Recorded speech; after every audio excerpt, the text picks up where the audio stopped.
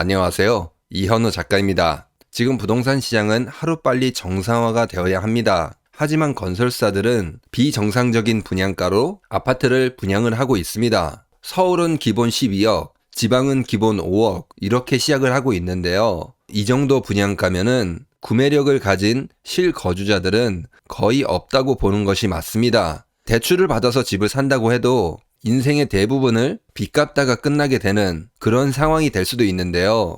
결국에는 건설사들이 지금 마지막 호구를 모집하고 있는 것입니다. 지금 마지막 발악이라고 보시면 됩니다. 지금 건설사들의 마지막 발악이 끝나게 되면은 결국에는 할인 분양에 들어갈 수밖에 없습니다. 그래서 오늘은 지금 건설사들이 앞으로 할인 분양에 들어갈 수밖에 없는 이유, 이런 것을 알아보고, 그리고 지금 시장에 굉장히 큰 충격이 올 수 있는 그런 뉴스가 떴기 때문에 그것도 같이 알아보도록 하겠습니다.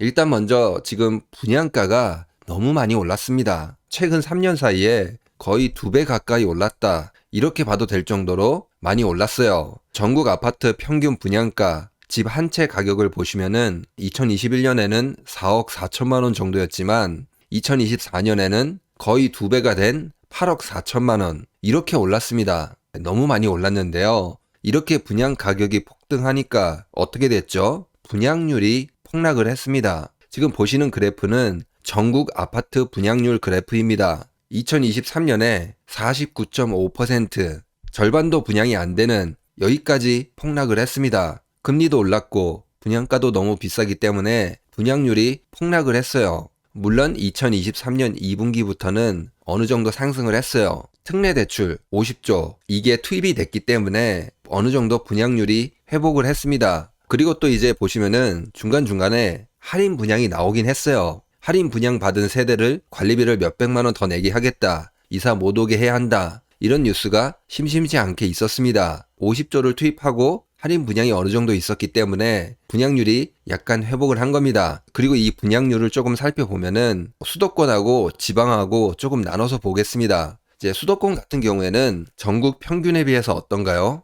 그래도 높은 수준을 유지를 하고 있어요. 심각한 거는 지방 분양률입니다. 2023년 1분기 때 30% 밑으로까지 떨어졌어요. 그리고 지금 회복을 했지만 70% 밑으로 내려오는 회복이 그렇게 많이 되지 않았습니다. 70%가 되게 중요하거든요. 건설사들이 70%까지 분양을 해야지 돈이 남는다, 이런 이야기를 하기 때문에 지방 같은 경우에는 거의 투자금 회수가 어려운 그런 상황이라는 것입니다. 지방에서 건설사들이 무너지기 시작하면은 저축은행으로 옮겨붙고 전체적인 부동산 시장으로 번져가지고 큰 위기로 번지면서 자산 가격 하락, 이런 것을 이끌 수 있다, 이렇게 말하는 이유가 바로 여기 있습니다. 그러면 수도권은 괜찮냐? 전혀 괜찮지 않습니다. 왜냐면은 분양을 연기했기 때문이에요. 분양률이 올라간 것은 특례 대출 50조를 투입한 것도 있는데 분양 물량을 2023년에 연기를 했어요. 밀어놨던 아파트 분양,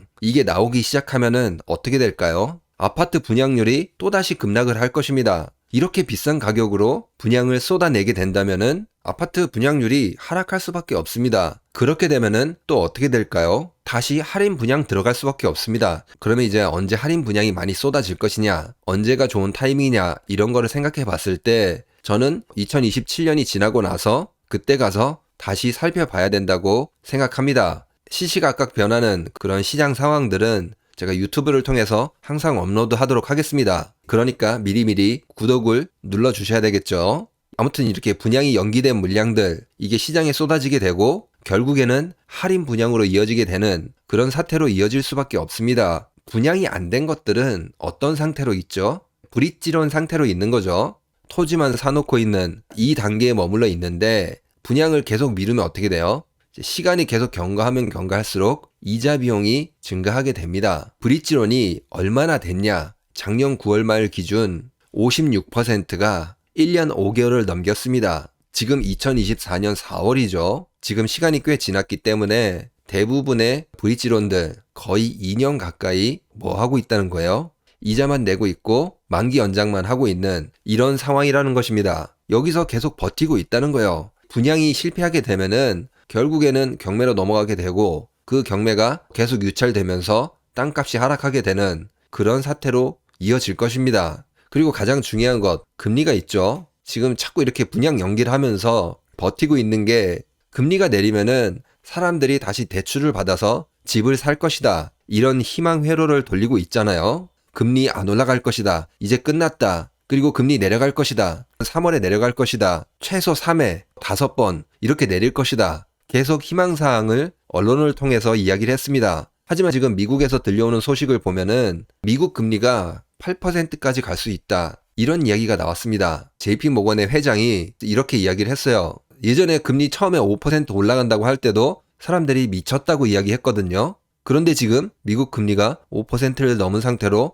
계속 이어지고 있습니다. 저는 미국 금리가 조금 더 올라갈 수도 있다. 저도 그렇게 생각하고 있는데요. 미국 금리가 8%가 되게 되면은 여기 앞에 있는 건설사들, 영끌들 다 망하게 됩니다. 할인 분양 경매 이런 것들 쏟아지게 될 것입니다. 물론 8%까지 금리가 오를지는 두고 봐야 되겠지만 여기서 금리가 더 오를 수 있다. 이거는 저도 같은 생각을 가지고 있습니다. 지금 미국 물가가 전혀 잡히지 않고 있어요. 그러면 이게 근본적으로 왜 이렇게 계속 물가가 올라가고 있는지, 어떤 이유 때문인지 이거를 우리가 알아야 되거든요.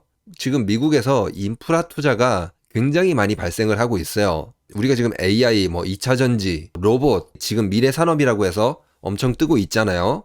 그런데 이제 중요한 거는 이렇게 새로운 산업으로 넘어가기 위해서는 그 인프라가 받쳐줘야 됩니다. AI를 한다고 하면은 데이터를 보관하고 전력을 공급을 해야 되겠죠. 그런 일이 발생을 합니다. 이렇게 되면은 각종 수요들 굉장히 많이 증가할 수가 있습니다. 원자재에 대한 수요, 사람이 가서 건설 현장에 투입이 돼야 돼요. 이런 수요들 증가할 수밖에 없습니다. 결국에는 물가가 쉽게 잡히지 않는다는 것입니다. 그래서 금리를 내리기가 어려울 수도 있다. 금리를 더 높여야 되는 그런 상황이 충분히 올 수 있다는 것이죠. 그러면 오늘 영상을 정리하면은 일단 고분양가 이렇게 많이 되고 있는데 너무 많이 올랐다. 그래서 분양률이 그만큼 급락을 했는데 결국에는 할인 분양에서 팔 수밖에 없습니다.